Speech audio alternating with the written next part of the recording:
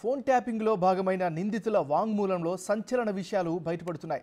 December 4న రాత్రి 45 నిమిషాల్లో ఆధారాలను ధ్వంసం చేసినట్లు కీలక నిందితుడు ప్రణీత్ రావు తన వాంగ్మూలంలో వెల్లడించారు. ఎన్నికల ఫలితాలు వెలువడిన మరుసటి రోజే ఎస్ఐబిలోని కంప్యూటర్ల హార్డ్ డిస్క్లను కట్టర్లతో కట్ చేసినట్లు చెప్పారు. మరోవైపు ఎన్నికలు జరిగిన నవంబర్ 30న ట్యాపింగ్ ఆపేశామని చెప్పారు. ఎగ్జిట్ పోల్స్ వెలువడిన వెంటనే కేసీఆర్ ప్రభుత్వం ఓడిపోతుందని, ట్యాపింగ్కి సంబంధించిన ఎలక్ట్రానిక్ డివైజులు, డాక్యుమెంట్లను ధ్వంసం చేయాలని ప్రభాకర్ రావు ఆదేశించారని చెప్పారు. ఎన్నికల్లో బీఆర్ఎస్ ఓడిపోవడంతో డిసెంబర్ 4న ప్రభాకర్ రావు రాజీనామా చేశారని వెల్లడించారు.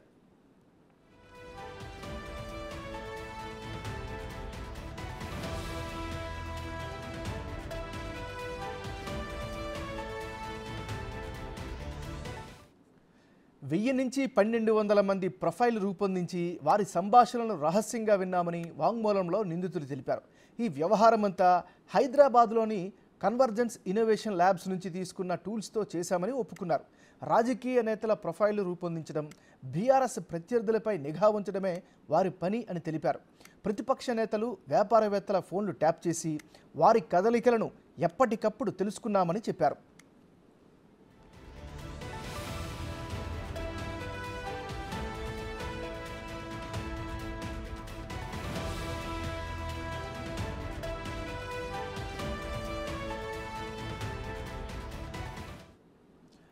మనం బ్రేకింగ్ న్యూస్ చూస్తున్నాం. ఫోన్ ట్యాపింగ్లో భాగమైన నిందితుల వాంగ్మూలంలో సంచలన విషయాలు బయటపడుతున్నాయి. డిసెంబర్ 4న రాత్రి 45 నిమిషాల్లో ఆధారాలను ధ్వంసం చేసినట్లు కీలక నిందితుడు ప్రణీత్ రావు తన వాంగ్మూలంలో వెల్లడించారు. ఎన్నికల ఫలితాలు వెలువడిన మరుసటి రోజే ఎస్ఐబిలోని కంప్యూటర్ల హార్డ్ డిస్క్లను కట్టర్లతో కట్ చేసినట్లు చెప్పారు. మరోవైపు ఎన్నికలు జరిగిన నవంబర్ 30న ట్యాపింగ్ ఆపివేశామని కూడా స్పష్టం చేశారు. సో ఈ ఓవరాల్ ఇష్యూకి సంబంధించి లేటెస్ట్ అప్డేట్స్ని అందించేందుకు మా ఇన్పుట్ ఎడిటర్ పవన్ లైవ్లో సిద్ధంగా ఉన్నారు. పవన్, చెప్పండి, ఇప్పటి వరకు వస్తున్నటువంటి అప్డేట్స్ని బట్టి ఎలా అర్థం చేసుకోవాలి? మీ దగ్గర ఉన్న అప్డేట్ ఏంటి? పూర్తిగా అధికార దుర్వినియోగం, వ్యవస్థలన్నింటినీ నిర్వీర్యం చేసే విధంగా గత ప్రభుత్వం ఈ పనికి పాల్పడిందని భావించాల్సి ఉంటుంది. వాస్తవానికి ఎస్ఐబి కావచ్చు, పోలీస్ శాఖ పూర్తిగా ప్రజల రక్షణ కోసం ఏర్పాటు చేయబడ్డది. ఎస్ఐబి అనేది అందులో అటు రాష్ట్రంలోని ఎక్స్ట్రీమిస్టులు అంటే మావోయిస్టులు, ఇతరత్ర సంఘ వ్యతిరేక శక్తులు వాటి కోసం వాటి సమాచారాన్ని సేకరించడం కోసం ఏర్పాటు చేసింది. కానీ అటువంటి వ్యవస్థని ఆ వ్యవస్థ కోసం ఇచ్చిన ఫెసిలిటీస్ అన్నిటినీ కూడా దుర్వినియోగం చేశారు. ఒక పార్టీని మూడవసారి అధికారంలోకి తీసుకురావడానికి వాళ్ళందరూ కూడా కొమ్ము కాశారు. వాస్తవానికి ప్రభుత్వ ఉద్యోగులు, పబ్లిక్ సర్వెంట్స్ అంటారు, వాళ్ళందరూ కూడా పబ్లిక్ సర్వెంట్స్గా కాక ఒక పార్టీ కార్యకర్తల్లా వాళ్ళందరూ కూడా పనిచేసిన పరిస్థితి అయితే తెలుస్తుంది. మనం చూసినట్లయితే ముందుగా అందరికన్నా ముందు అరెస్ట్ అయింది ప్రణీత్ రావు వాంగ్మూలాన్ని ఎక్స్క్లూజివ్గా బిగ్ టీవీ చాలా రోజుల క్రితమే ఆయన ఏం చెప్పారు అనేది ఇచ్చింది. ఆయన ఏ రకంగా ధ్వంసం చేశారు, ఎవరెవరిని వినియోగించుకున్నారు, అటు సీసీ కెమెరాలు ఆఫ్ చేసి ఆ లోపల ఉన్న హార్డ్ డిస్కులన్నింటినీ ఏ రకంగా ధ్వంసం చేసిన హార్డ్ డిస్కులన్నింటినీ ఎక్కడో నాలాలో పడవేయటం, వాటి స్థానాలలో కొత్త హార్డ్ డిస్కులన్నింటినీ ఏర్పాటు చేయడం. ఎస్ఐబిలో దాదాపుగా అనేక మంది పోలీసులు తమ ప్రాణాలను పణంగా పెట్టి చాలా కీలకమైన సమాచారాన్ని ఇటు రాష్ట్రంలో మావోయిస్టుల కదలికలకు సంబంధించి, అటు పక్క రాష్ట్రాలు సరిహద్దుల్లో మావోయిస్టుల కదలికలకు సంబంధించి చాలా కీలకమైన సమాచారాన్ని అంతా కూడా సేకరించి పెట్టుకున్నారు. దశాబ్దాల కాలంగా ఆ సమాచారాన్ని సేకరిస్తూ వస్తున్నారు.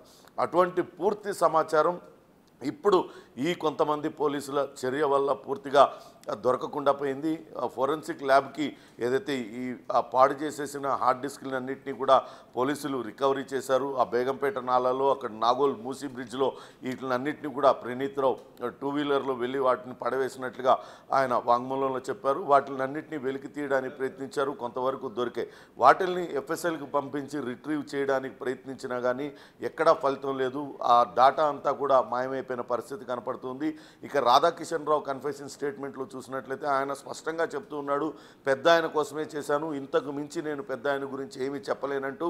అటు ఏ రకంగానైతే బీజేపీ అగ్రనేత బిఎల్ సంతోష్ని ఇరికించడానికి మొత్తం ఎమ్మెల్యేలని పంపించి ఫామ్ హౌస్లో ఏదైతే ఆ ఎమ్మెల్యేల కొనుగోలు కేసుకు సంబంధించిన డ్రామా చేశారో దానికి సంబంధించిన వివరాలన్నింటినీ వెల్లడించి ఇంకా చాలా చేశాము, కానీ పెద్ద ఆయన మీద గౌరవంతో, అంటే ఈయన రిటైర్ అయిపోయిన తర్వాత కూడా 2 సార్లు ఓఎస్డీగా ఆయనకు ఆయనకు ఎక్స్టెన్షన్ ఇచ్చిన కృతజ్ఞతాభావంతో ఇంతకు మించి ఏమీ చెప్పలేనట్టు చెప్పారు. కానీ ఇతరుల స్టేట్మెంట్ కనుక చూసినట్లయితే హైదరాబాద్ సిటీ టాస్క్ ఫోర్స్ అడ్డం పెట్టుకొని టాస్క్ ఫోర్స్ ఓఎస్డీగా అటు బడా కంపెనీలు కావచ్చు, రియల్ ఎస్టేట్ వ్యాపారుల మధ్య ఉన్న చిన్న చిన్న వివాదాలను పరిష్కరించే ఆ బాధ్యతను భుజానికి ఎత్తుకొని వాటిని అన్నింటినీ కూడా బీఆర్ఎస్కు ఆర్థిక వనరులుగా మార్చారు, బీఆర్ఎస్ పార్టీకి పార్టీ ఫండింగ్ ఇచ్చేలా ఒత్తిడి తీసుకొచ్చారు అనే విషయం వెలుగు చూసింది.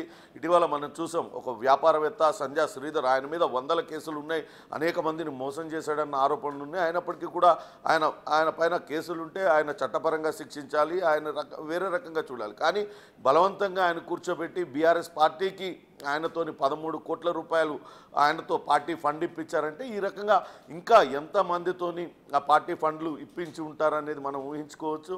అలానే అటు భుజంగరావు కావచ్చు, తిరుపతి అన్న, వీళ్ళు కూడా పూర్తిగా వ్యవస్థని దుర్వినియోగం చేస్తూ కేవలం అటు పార్టీ కార్యకర్తలుగా పనిచేశారు. ఇదంతా కూడా ఒక చెడు సాంప్రదాయానికే దారి తీసిందని చెప్పవచ్చు. వాస్తవానికి ఏ ప్రభుత్వం మనుగడలో ఉండాలన్నా అటు ఎస్ఐబిలో అటు ఫోన్ ట్యాపింగ్లు అనేవి జరుగుతూ ఉంటాయి. అవి ఎందుకు జరుగుతాయి? ఆ ఎక్స్ట్రీమిస్టుల వివరాలు సేకరించడానికి, లేకుంటే రాజకీయంగా తమ వ్యతిరేకులు కానీ రాజకీయంగా ఏమన్నా జరుగుతున్న వాటికి సంబంధించి వాళ్ళు ఎటువంటి ఆందోళనలు చేయబోతున్నారు వాటిపైన సమాచారాన్ని సేకరిస్తారు. కానీ ఫోన్ ట్యాపింగ్ అనేది చాలా అరుదుగా జరిగే ప్రక్రియ. కానీ దీన్ని ఒక ప్రత్యేకంగా ఒక సెల్ ఏర్పాటు చేసి టాప్ సీక్రెట్ ఆపరేషన్ పేరుతో 1200 మంది సెల్ ఫోన్లను ట్యాప్ చేశామంటూ నేరుగా ప్రణీత్ రావే చెప్తూ ఉన్నారు. అంటే అందులో ప్రతిపక్ష నేతలు, జర్నలిస్టులు, మీడియా అధిపతులు అందరినీ, ఏ ఒక్కరిని, సొంత పార్టీ వారిని కూడా విడవలేదు. మహిళల ఫోన్లు, సినీ ప్రముఖులు, వీళ్ళందరి ఫోన్లు వాళ్ళ వ్యక్తిగత జీవితాలలోకి చొరబడిపోయారు. ఇదంతా కూడా వీళ్ళని ఇప్పుడు చూసినట్లయితే ఇదంతా ఎవరి కోసం చేశారు అంటే బీఆర్ఎస్ పార్టీ కోసం. బీఆర్ఎస్ పార్టీ కోసం ఎందుకు చేయాల్సి వచ్చింది అంటే పెద్ద ఆయన కోసం చేశామంటూ చెప్తున్నారు. అంటే వీళ్ళని కూడా కేసీఆర్ వైపే చూపిస్తున్న పరిస్థితి. ఇప్పటికే భుజంగరావు కావచ్చు, అటు ప్రణీత్ రావు చెప్పారు, హరీష్ రావు ప్రమేయం మీద చెప్పారు, ఐన్యూస్ ఎండి శ్రవణ్ రావుతో కలిసి ఉండాలి, ఆయన ఇచ్చిన నంబర్లన్నింటినీ కూడా సర్వైలెన్స్లో పెట్టాలంటూ ఆయన చెప్పిన నేపథ్యంలో ఆయన ఆ పని చేశారు. ఇప్పుడు వీళ్ళందరూ కూడా పెద్ద ఆయన చెప్పినట్టు చేశామని చెప్తున్న నేపథ్యంలో నిజంగానే ఒక వ్యవస్థని పూర్తిగా అధికారాన్ని నిలబెట్టుకునేందుకు అధికార దుర్వినియోగానికి పాల్పడిన విషయం వీళ్ళందరి వాంగ్మూలాల ద్వారా స్పష్టమవుతుంది. అంటే రాజకీయాలు చేయవచ్చు, కానీ ఆ రాజకీయాలలో ఆధిపత్యం నిలుపుకోవడం కోసం ప్రతి ఒక్కరి వ్యక్తిగత జీవితాల్లోకి చొరపడటం, ఈ రకంగా ట్యాపింగులు చేసి వాళ్ళని భయభ్రాంతులకు గురి చేయడం, వాటినన్నింటినీ ఆదాయ వనరులుగా మార్చుకునే ప్రయత్నం చేయడం మాత్రం చాలా హేయమైన చర్యగా ప్రస్తుతం రాజకీయ విశ్లేషకులు చెప్తున్నారు. గతంలో ఎప్పుడూ జరగనిది ఇప్పుడు తెలంగాణలో జరిగింది. దీనిపైన ఇప్పటికే అటు బీజేపీ నేతలు కావచ్చు, కాంగ్రెస్ నేతలందరూ కూడా సీరియస్గా స్పందిస్తూ ఉన్నారు. సెంట్రల్ ఇంటెలిజెన్స్ కూడా స్పందించింది దీనిపైన. ఇప్పటికే ఇక్కడ రాష్ట్రంలో ఏం జరిగింది, అప్పుడు ఎమ్మెల్యేల కొనుగోలు విషయంలో ఏం జరిగింది తదితర వివరాలు కోరుతున్నట్లుగా సమాచారం అందుతుంది. మొత్తం మీద అయితే దీనిపైన కేంద్ర దర్యాప్తు బృందాలతో అటు దీన్ని దర్యాప్తు చేయించాలనే డిమాండ్ అయితే అటు బీజేపీ నేతలు చేస్తూ వస్తున్నారు. అనేక మంది బీజేపీ నేతల ఫోన్లు ట్యాప్ చేసినట్లుగా ఆరోపణలు వస్తున్నాయి. అట్లనే కాంగ్రెస్ నేతల ఫోన్లు, వాళ్ళ కుటుంబ సభ్యుల ఫోన్లు, స్వయంగా ముఖ్యమంత్రి రేవంత్ రెడ్డి ఎన్నికల కన్నా ముందు ఒక ఆరోపణ చేశారు, మీ అందరికీ గుర్తుండే ఉంటుంది.